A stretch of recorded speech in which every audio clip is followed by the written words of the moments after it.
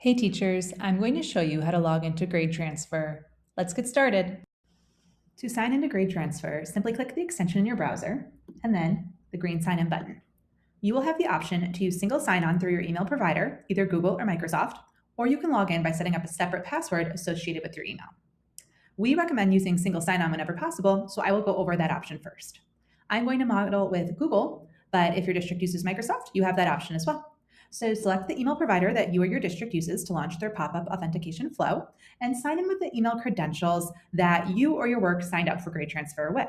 This is likely using your district email, but if you have your own subscription, you might have entered your personal email.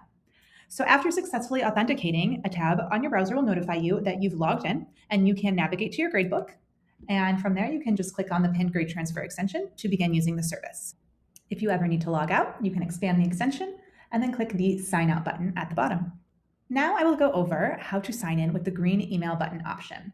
If your district uses a custom email service or your administration has blocked your access to use single sign-on with GradeTransferer, you can use the green email button to sign in as a workaround.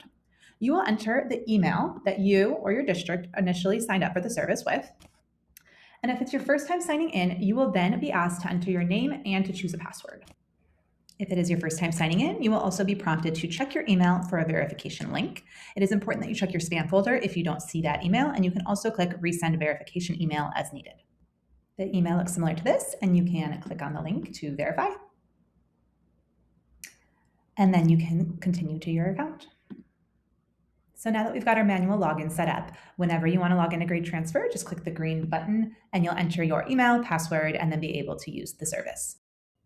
If this video helped you, share it with a fellow teacher so they can save time and avoid typos too. That's all for now. Happy transferring.